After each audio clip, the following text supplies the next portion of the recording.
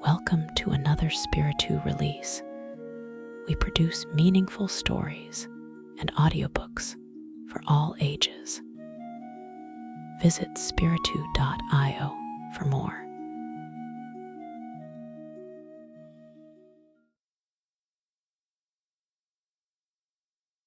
The Wolf and the Seven Young Kids.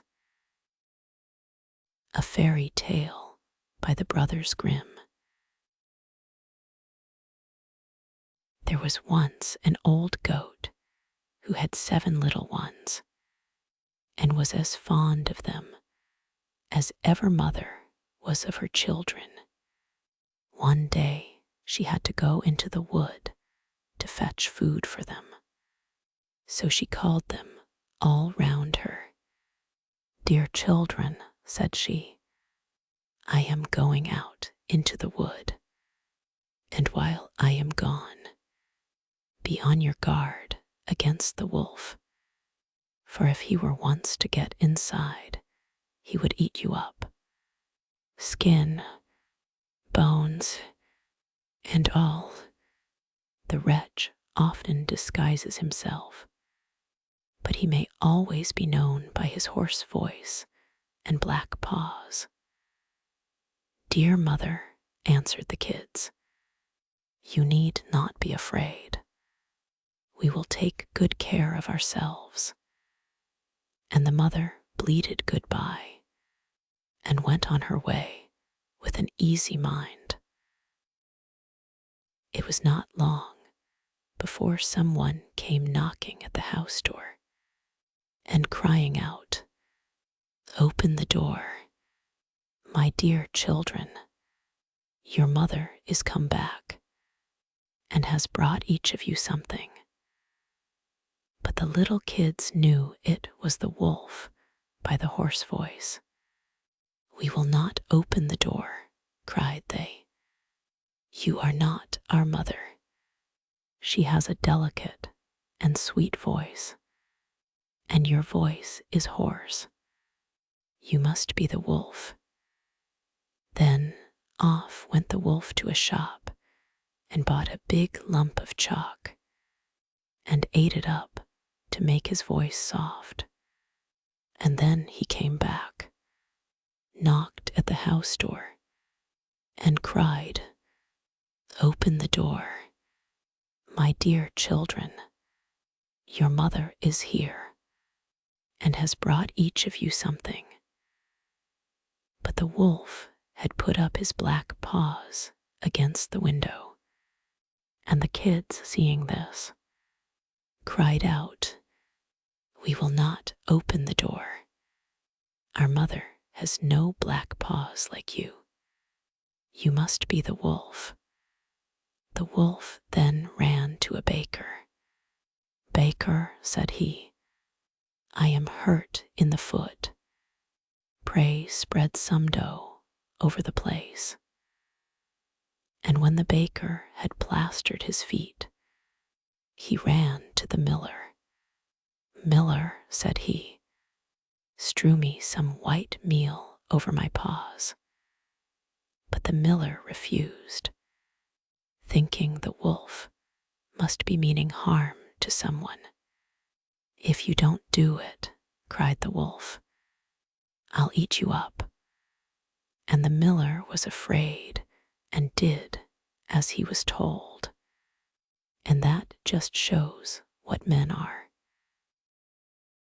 And now came the rogue, the 3rd time to the door, and knocked. "Open, children," cried he.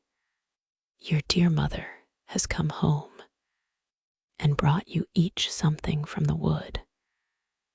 "First, show us your paws," said the kids, "so that we may know if you are really our mother or not." And he put up his paws against the window, and when they saw that they were white, all seemed right, and they opened the door, and when he was inside, they saw it was the wolf, and they were terrified and tried to hide themselves. One ran under the table, the second got into the bed, the third into the oven, the fourth in the kitchen, the fifth in the cupboard, the sixth under the sink, the seventh in the clock case.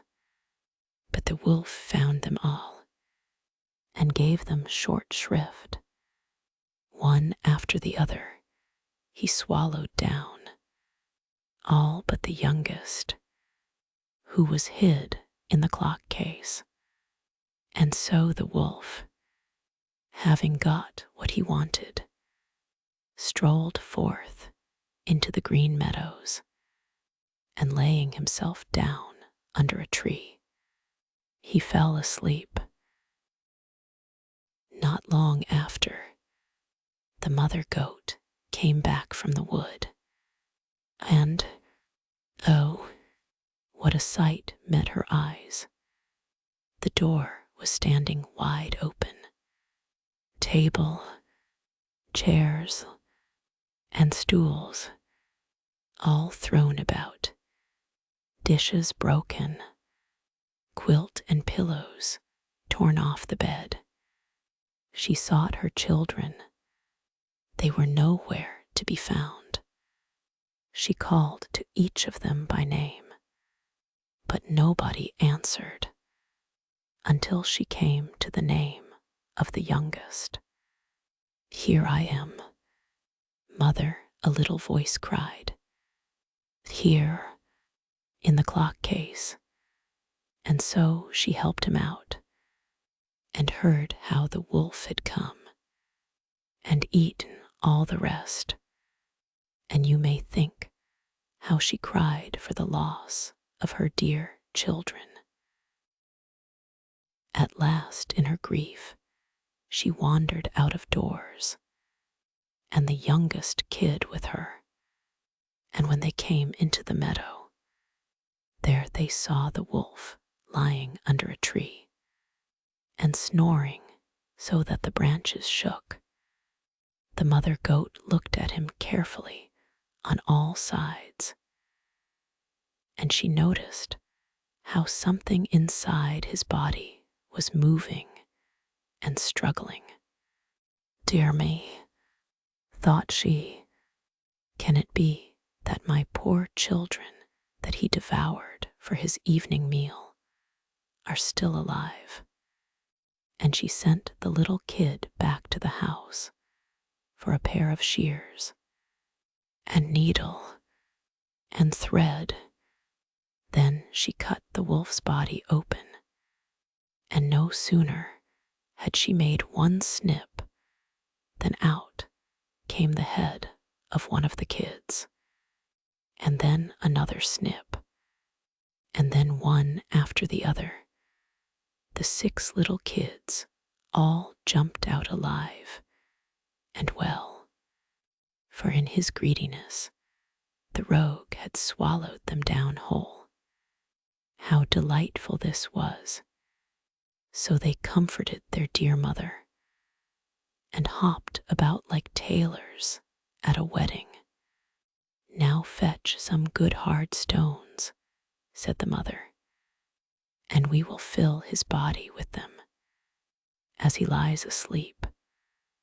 And so they fetched some in all haste and put them inside him, and the mother sewed him up so quickly again that he was none the wiser. When the wolf at last awoke and got up, the stones inside him made him feel very thirsty, and as he was going to the brook to drink, they struck and rattled one against another, and so he cried out, "What is this? I feel inside me knocking hard against my bones. How should such a thing betide me? They were kids, and now they're stones." So he came to the brook and stooped to drink, but the heavy stones weighed him down, So he fell over into the water and was drowned. And when the 7 little kids saw it, they came up running. "The wolf is dead. The wolf is dead," they cried, and taking hands, they danced with their mother all about the place.